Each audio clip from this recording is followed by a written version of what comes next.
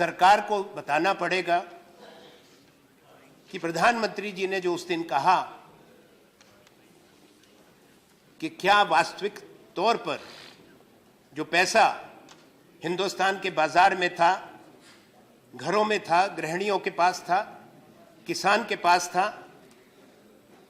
मजदूर के पास था, उसकी पगार का था, सरकारी कर्मचारी के पास था, क्या वो पैसा काला धन था? यह प्रश्न उठता।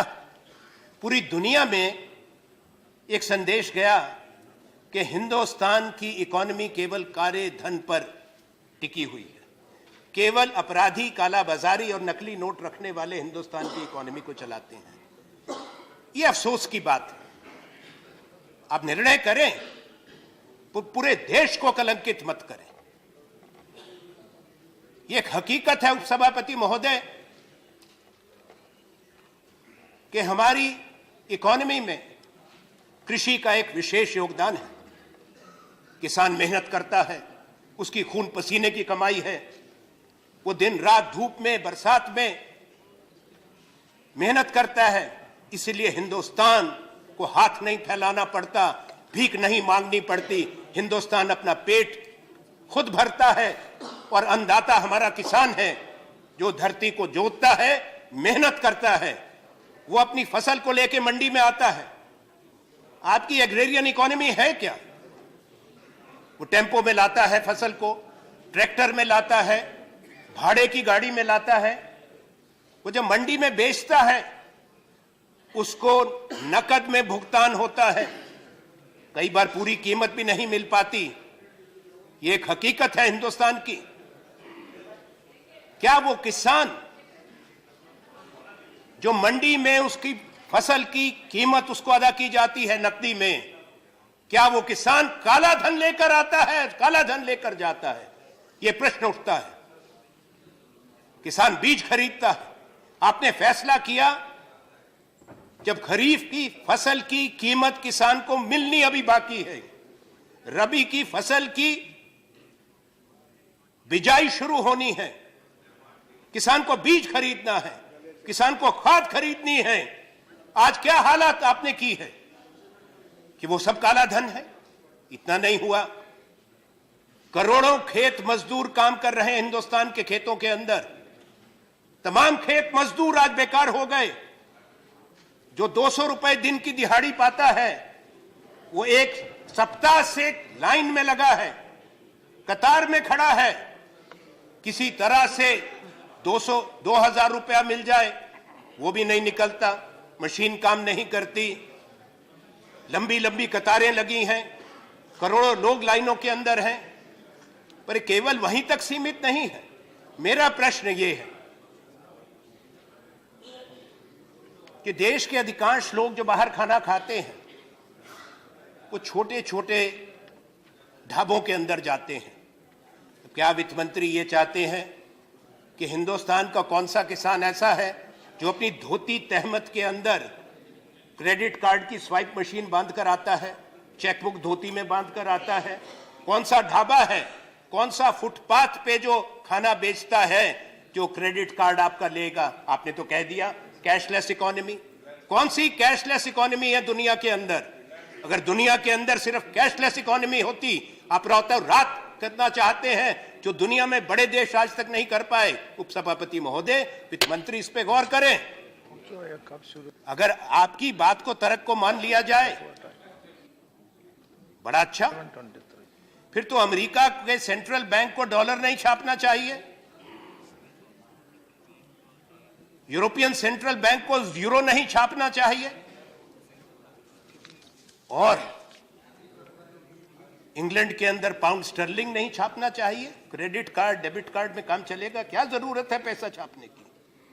आप बाहर जाते हैं देश के, आप जाते हैं, प्रधानमंत्री जाते हैं, उनको खुद तो नहीं भुगताना पड़ता, उनके कर्मचारी अधिकारी करते होंगे, पर उनको भी थोड़ा बहुत पैसा तो लोकल करेंसी चाहिए होती है। आपने क्या किया? सब लोगों को, हिंदुस्तान के तमाम नागरिक को बिना किसी वार्निंग के, हम एक सभ्य देश हैं, rule based, rule governed country है, संवैधानिक प्रजातंत्र भी हैं, आपने देश के सब लोगों को अपराधी बना दिया। कम से कम उनको बताते कि फलां तारीख से हम बंद करने जा रहे हैं, तो आतंकवादियों को फायदा हो जाता, जिनके पास काउंटरफिट पैसा है उनको फायदा हो जाता। अब ये तर्क ऐसा अजीब है, किसी की समझ में नहीं आ रहा। मैं आपके माध्यम से सरकार से पूछता हूं कि जरा ये बताएं,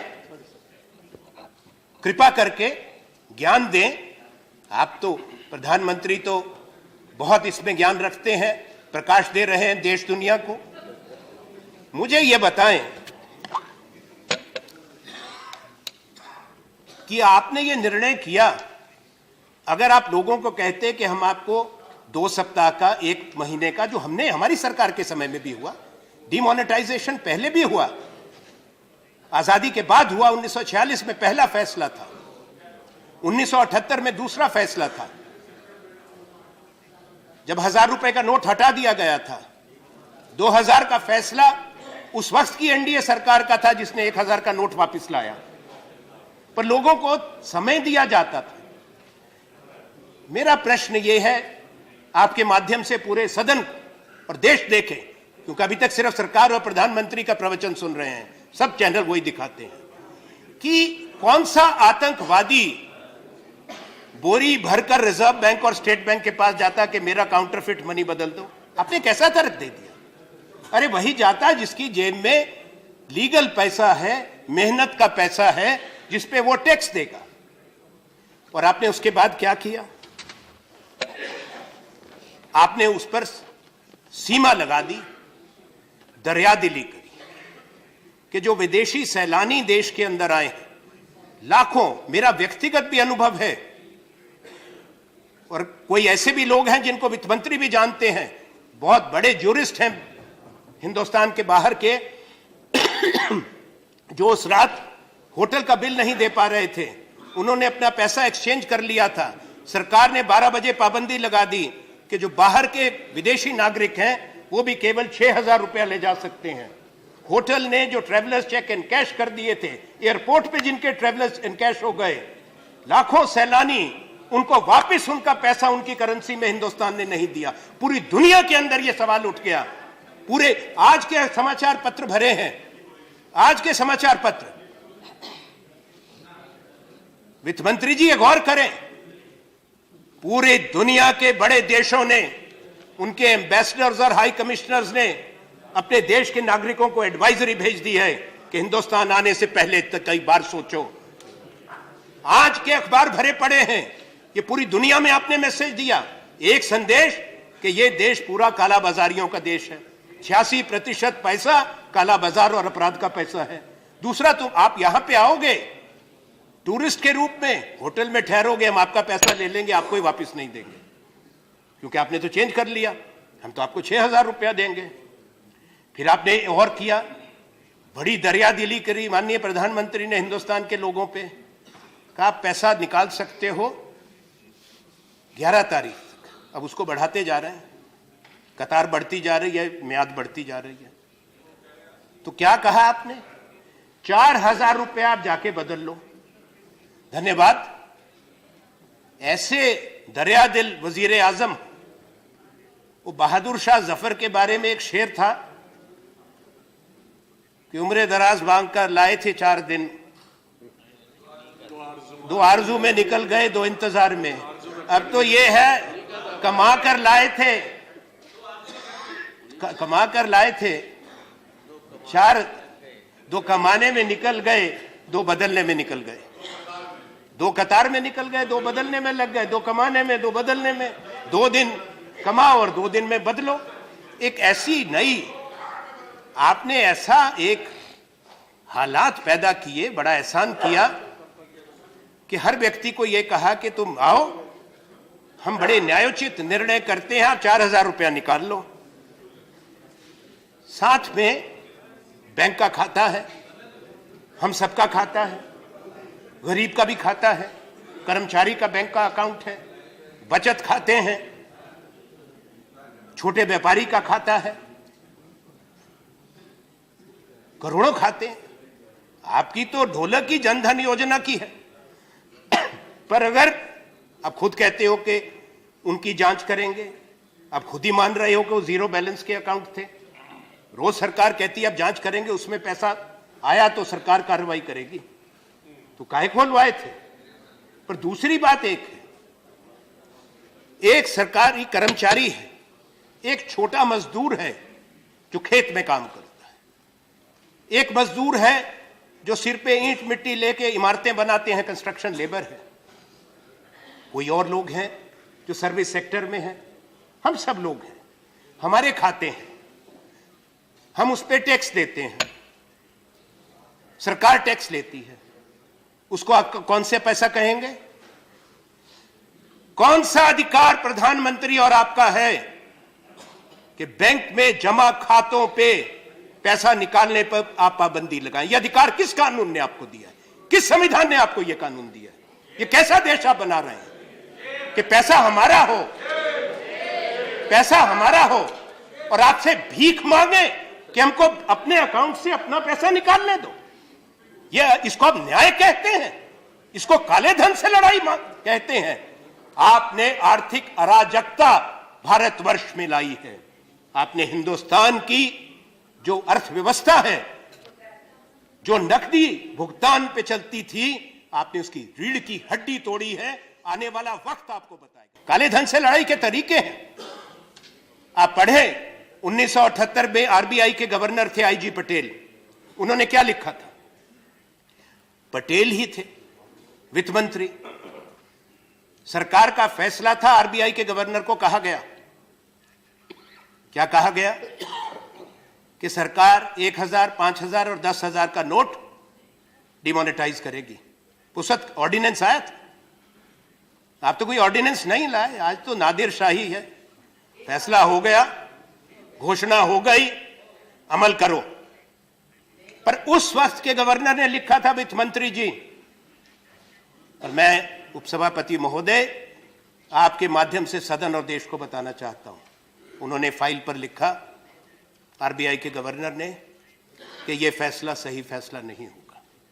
उसका कारण उन्होंने बताया। कारण यह बताया कि यह जो पैसा है, अगर आप सोचते हैं कि अपराध का पैसा है, या जिसको आप काला धन कहते हैं, इल गॉटन मनी कहते हैं, that would be lying in the pockets or in the almirahs or suitcases of the people, that is wrong. And it would be absurd to think that. I'm repeating his words. Because that money would have been invested in real estate, in bullion, that is gold, in securities, or in foreign exchange, or would have gone out of the country. This is IG Patel's note. Later on, the then finance minister 1 year later realized, when there was a gold crisis and Morarji Desai's government had to start releasing gold held by the Reserve Bank. Is this a fact or not? सब बिना डॉक्टरी के सब surgeon बन गए, हर चीज पे surgical strike है। हम भी थोड़ी सी कर लेते हैं, हर चीज पे सर्जिकल स्ट्राइक हो। पाकिस्तान को घर पे घुस के मार दिया, जरूर बदला लो। काले धन पे सर्जिकल स्ट्राइक हो गई, गजब की बात है। सारे में यही हो गया, बेचारा हर आदमी का सब सर्जिकल स्ट्राइक हो गई। अब ये क्या सर्जिकल स्ट्राइक हुई? पहले तो प्रश्न ये है कि श्रीमान, आपके पास सूचना है स्विस बैंक में किसका पैसा है, सूची आपके पास है। लाइखनस्टाइन की सूची आपके पास है। 83 देशों के साथ हमारे सब समय में भी समझौता था। HSBC के आपके पास सूची है, आपके पास सूची है, because of the information sharing agreement that we have signed. If you are trying to give this impression to the country that India started thinking about fighting money laundering and black money, then Prime Minister is living on a different planet. This had started long back. The former Prime Minister is here, the former Finance Minister is here. And you must acknowledge, your Prime Minister does not have the grace to acknowledge that this started and he's just continuing. तो बताएं देश को कि किसका कौन कौन उस सूची में है। नाम बताएं देश को आज प्रधानमंत्री, हमारी मांग है। उस सूची में सब लोगों को नामजद करो तो पता लगे उसमें से कितने आपको माला पहनाने वाले हैं। ज्यादा बहुमत उन्हीं का निकलेगा। उनके नाम क्यों नहीं बताते? जारी करिए सूची। काले धन की बात करते हैं, लोगों के, गरीबों के पैसे की बात करते हैं, तो सूची जारी करे सरकार तमाम उन लोगों की जिन्होंने भारत के बैंक से, जहां पे गरीब का, किसान का, मजदूर का, कर्मचारी का पैसा है, 5,000 करोड़ से ज्यादा पैसा कर्जे में लिया है और वापस नहीं किया है, और 50-50 हजार करोड़ के, 80-80 हजार करोड़ के कर्जों को आपने रिस्ट्रक्चर किया है 2 साल के अंदर। ये बताएं कि 2 साल में कितने दसियों हजार करोड़ के आपने कर्जे माफ किए हैं। उन लोगों के नाम बताएं जिनके आपने कर्जे माफ किए। आपने किसान का एनपीएस कितने हैं? 8 लाख करोड़। आपने किसान का कर्जा माफ किया? किसको फायदा हुआ आपके फैसलों से? सरकार है, आपने कह दिया। अगर आप कोई प्रश्न करते हैं तो राष्ट्रभक्ति की बपौती आपके पास है, बाकी की राष्ट्रभक्ति पे प्रश्न चिन्ह है। क्या आप राष्ट्रभक्त नहीं है? अगर आप कहो कि भाई उरी के बाद हमला हो गया, बारामूला में हो गया, पांपोर में हो गया, सब्जियां में हो गया, अखनूर में हमला हो गया, हमारे फौज के अफसर मारे जा रहे हैं, सैनिक मारे जा रहे हैं। भाई साहब, आप तो मरीज की सर्जरी करके आए थे, सर्जरी करने के बाद तो फिर सारा मामला ठीक हो गया, उसके बाद हमारे फौजी क्यों मरते हैं? सवाल मत करिए। ये सेना के खिलाफ है, ये देश के खिलाफ है, ये प्रजातंत्र है। नरेंद्र मोदी जी तो आएंगे नहीं हमारी बात सुनने। अब आप कितनी सुना सकते हैं? आप तो सज्जन हैं, सदन के नेता भी हैं, जो कहे थोड़ा बहुत सुना देना कि भाई हमने ये कहा है। शायद कमरे में बैठ के सुनते होंगे, क्योंकि आज तक तो वही सुनाते हैं। एक तरफी बात होती है, वो सुनाते हैं, सब सुनते हैं। यही हालात है। तो आज सवाल ये है, हालात ऐसे पैदा हो चुके हैं कि आपने ये फैसला किया। हम कहें आपने सूचना क्यों नहीं? आतंकवादियों को फायदा होता, आप उनकी मदद की बात करते हो। काला धन वालों को फायदा होता, आप उनकी बात करते हो। तो ये जरा सोच के, थोड़ा संयम से सरकार को, प्रधानमंत्री को गंभीरता से बात करनी चाहिए। अब गोवा में भावुक हो गए, हमें गाजीपुर भी आऊंगा। गोवा से शुरू हुआ, गाजीपुर जरूर पहुंचूंगा। अब गोवा जापान से शुरू हो गए, वहां बुलेट ट्रेन में घूम रहे हैं, यहां कतारें हैं सुबह 3 बजे से। मुझे कहने में शर्म आती है, बुजुर्ग लोग, एक हाथ में पानी की बोतल और एक हाथ में पानी छोड़ने की बोतल। पूरी रात अगर बाप सोने चला गया तो बेटा लाइन में, अगर बेटा नहीं है तो बेटी लाइन में, बूढ़ी मां लाइन में। ये आपने कहा, पर आपने गोवा में कहा और उसके बाद उसको गाजीपुर में दोहराया। 2 बात कि मैं भ्रष्टाचार से लड़ रहा हूं। जिन लोगों ने देश को लूटा, किसने लूटा? आपको खाली खजाना मिला था। जिन्होंने देश को बनाया, प्रधानमंत्री जी, अपने प्रीडिसेसर्स को, पूर्व प्रधानमंत्रियों को आपने अपमानित किया एक साथ। सिर्फ जवाहरलाल नेहरू से शुरू होकर नहीं, इंदिरा गांधी, राजीव गांधी नहीं, उसमें चौधरी चरण सिंह भी हैं, उसमें वीपी सिंह भी शामिल हैं, उसमें अटल बिहारी वाजपेयी शामिल हैं, उसमें देवे गौड़ा शामिल हैं, उसमें चरण सिंह, सब लोग शामिल हैं। मोरारजी देसाई, चंद्रशेखर, सारे पूर्व प्रधानमंत्री एक साथ कलंकित कर दिया एक हाथ में। दूसरी आपने क्या बात कही? दूसरी बात आपत्ति की बात, और प्रधानमंत्री तो गजब की बात, तो बोलते भी तो हैं, क्या कयामत लाते हैं। अब उन्होंने क्या कहा? ताली वाली बजाकर, मैं तो नहीं बजाऊंगा, सदन है, सदन की गरिमा को जानता हूं। उन्होंने क्या कहा गोवा में? उन्होंने कहा, भाइयों बहनों, मैंने तमाम उन लोगों को, आज कौन लोग कतार में खड़े हैं? वो लोग कतार में खड़े हैं जो 2G के घोटाले में थे, जो कोयले के घोटाले में थे, जो काले धन के व्यापार करते हैं, जो काले धन के प्रतिनिधि हैं।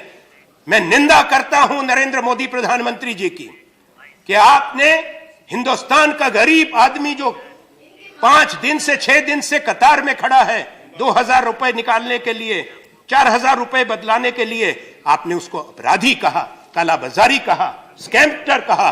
प्रधानमंत्री को माफी मांगनी चाहिए। आपने कहा, पूरे देश ने सुना, पूरे देश ने सुना, पूरी दुनिया ने सुना।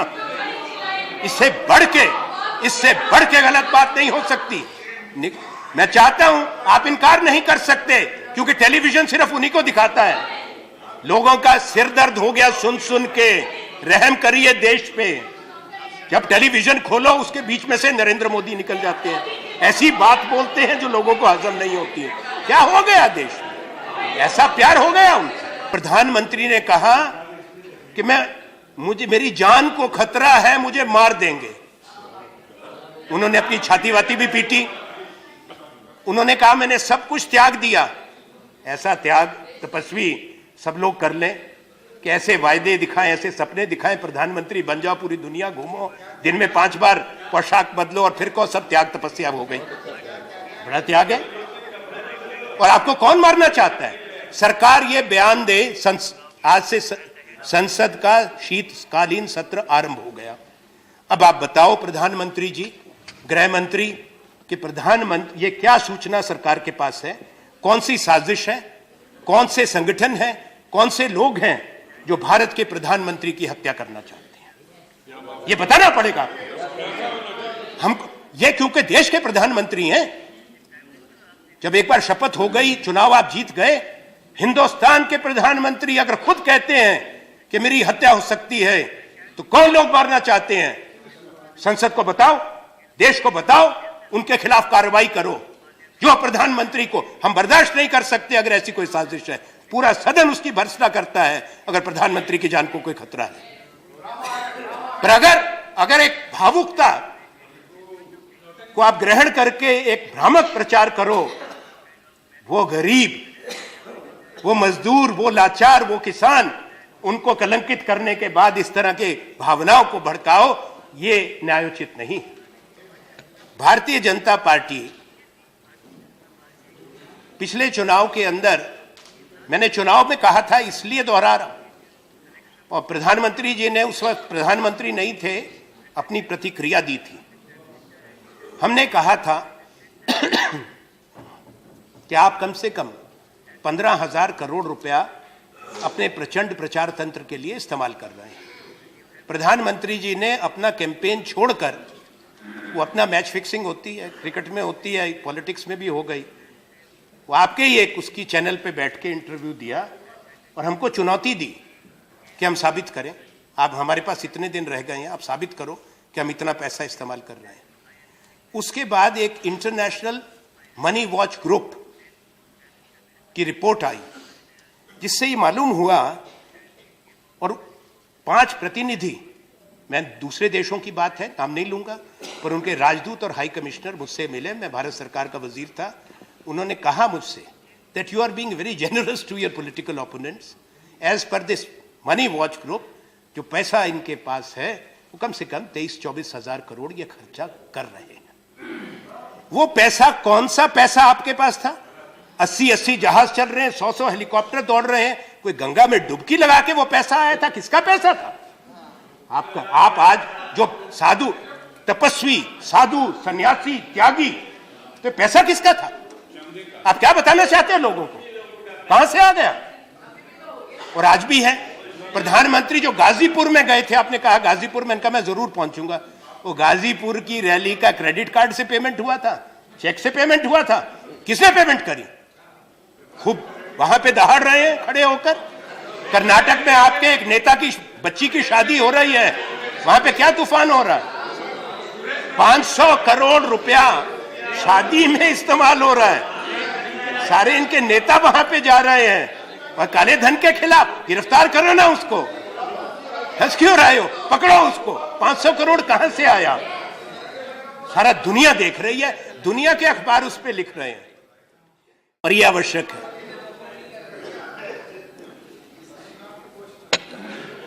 वो गंभीर बात यह है, और सदन इस पे गौर करे, कि जहां एक तरफ देश में ये हालात आपने पैदा किए, दूसरी तरफ इंतजाम नहीं, पैसा नहीं, एटीएम खाली है, लोग परेशान हैं। फिर आप लोगों के घाव पर घाव भी आपने दिया, उस पे मलहम लगाने की जगह कि भाई एटीएम चलवा दो, उस पे नमक मिर्च प्रधानमंत्री वित्त मंत्री आप लोग लगा रहे हैं। रोज जो पैसा मांग रहा है, लोगों की बेटियों की शादियां रद्द हो गई, पिताओं ने माताओं ने आत्महत्याएं कर ली, बरातें वापस जा रही हैं, प्राइवेट अस्पताल पैसा नहीं ले रहा, मरीजों की लाश को रिलीज नहीं कर रहा, मरीज वहां तड़प रहे हैं। ये पूरे हिंदुस्तान की कहानी है। आपको जिसकी बेटी की शादी टूट गई, जिसके बाप ने आत्महत्या कर ली, जो कतार में खड़े होकर मर गए, कोई संवेदन है? आप संवेदनहीनता से काम ले रहे हैं।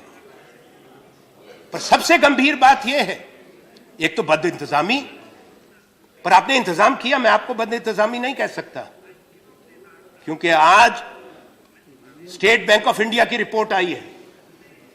उस रिपोर्ट में क्या है? उस रिपोर्ट में है कि मार्च महीने से स्टेट बैंक को पता था कि ये 500 और 1000 के नोट वापस होंगे। अगर मार्च महीने से पता था तो अब स्टेट बैंक क्यों कह रहा है कि अभी रिकैलिब्रेट करने में और 3 हफ्ते 4 हफ्ते लगेंगे? क्यों? तैयारी क्यों नहीं की थी? तो मालूम था। गुजरात के अखबार में छप गया अप्रैल महीने में गुजरात में समाचार पत्रों में छप गया। मैं साथ लाया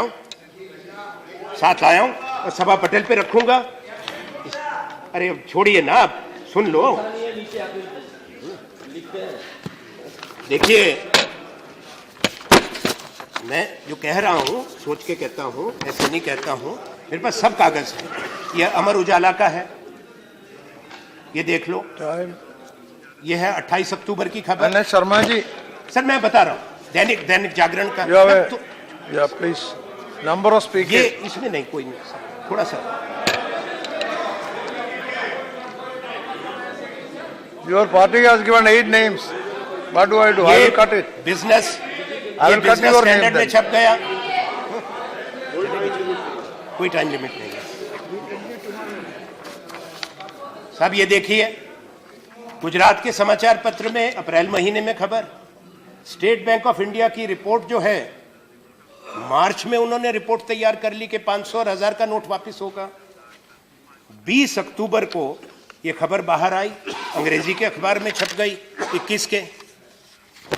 फिर दैनिक जागरण जो है, बड़ा अखबार है हिंदुस्तान का, दैनिक जागरण सब जानते हैं, आप भी जानते हैं।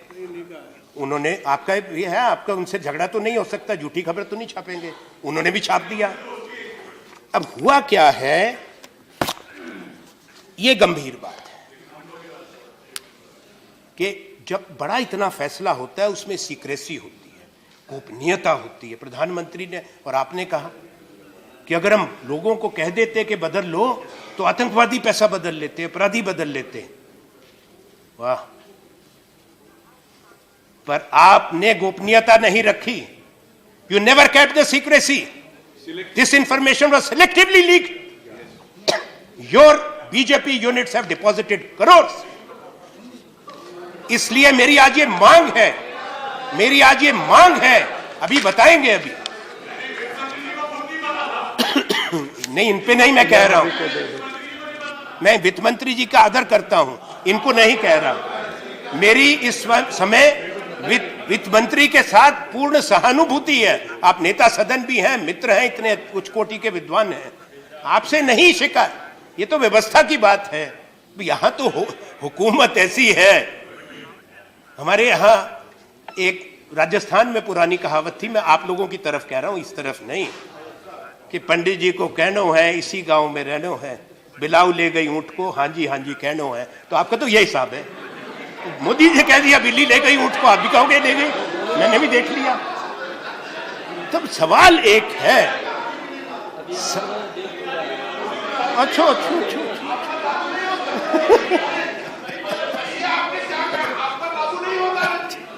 नहीं भैया, हम पे कहां लागू होता है, हम तो बोल रहे हैं। तो सवाल ये है, ये सदन तय करे सरकार की जवाबदेही वित्त मंत्री जी, जब आप उत्तर दें, ये जांच होनी चाहिए कि अप्रैल महीने में जब गुजरात में छप गया और आज की तारीख तक, 8 तारीख तक, मध्य रात्रि तक, पर मैं कहता हूं 5 बजे बैंक होने तक, बंद होने तक, कितने लोगों ने 1 करोड़ से ज्यादा का सोना खरीदा? मैं पिछले तारीखें बता रहा हूं आपको। कितने लोगों ने फॉरेन करेंसी खरीदी, कितने लोगों ने बुलियन में इन्वेस्ट किया, और कितना पैसा, क्योंकि एक फाइनेंशियल इंटेग्रिटी यूनिट है, global financial integrity unit, they have come out with a report the amount of money which left India between April and September. ये बातें सामने लाओ, उन लोगों की लिस्ट भी सामने लाओ। पकड़ तो लिया आपने गरीब को, उसको बना दिया काले धन का व्यापारी, उसको बना दिया अपराधी, और खुद लेके चौपट हो गए। उन लोगों की कोई सूची नहीं है, क्योंकि वो आपके जब सूची निकलेगी तो हिंदुस्तान का सबसे बड़ा स्कैम काले धन को दूर करने के नाम पे सामने आएगा। उसकी जांच होनी चाहिए। अगर हम मांग करते हैं तो क्यों मांग करते हो? आपत्ति करते हैं, क्यों आपत्ति करते हो? तो ये बात आप बंद कर दें। प्रतिपक्ष का एक कर्तव्य है, मैंने आरंभ में कहा, दोहराता हूं अंत में, काले धन के खिलाफ इस देश में कई बार कदम उठाए गए, बड़े कानून लाए गए, सूचना का अधिकार का कानून भी आया, विसल ब्लोअर एक्ट की भी बात हुई, जुडिशियल अकाउंटेबिलिटी बिल की बात हुई, प्रिवेंशन ऑफ करप्शन एक्ट आया, मनी लॉन्ड्रिंग जिसको आप डाइल्यूट करना चाहते हैं, prevention of money laundering act लाया, पहले तो लाया। तो ये दिखाना कि आप ही करते हैं, कृपा करके ऐसा मत करो। ये देश को इस तरह से मत बांटो कि राष्ट्रभक्त और ये राष्ट्र विरोधी, आप साधु संत तपस्वी, यहां सारे दूसरे। ये कृपा करिए, यहां पे भी सब लोग देश का सोचते हैं, पर आप गरीब का सोचो, देश की इकोनॉमी का सोचो। कहीं ऐसा ना हो, ये मित्र है आपके भी हमारे सबके, कि आपके वित्त मंत्री काल के अंदर देश की अर्थव्यवस्था ऐसी बिखरे कि आपको भी दुख हो, देश को दुख हो, और गरीब जो है आहत दे। मोदी जी को तो हम दीर्घायु की कामना करते हैं, और इस आग्रह के साथ कि वो बता दें कि क्या सूचना उनके पास है, क्योंकि कोई इसको बर्दाश्त नहीं करेगा हिंदुस्तान के प्रधानमंत्री को किसी तरह का कोई संकट हो। धन्यवाद। Thank you. मेरे देशवासियों, मेरे घर परिवार,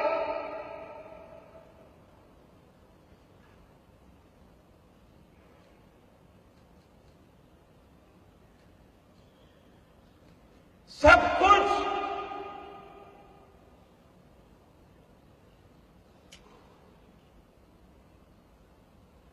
देश के लिए छोड़ा है।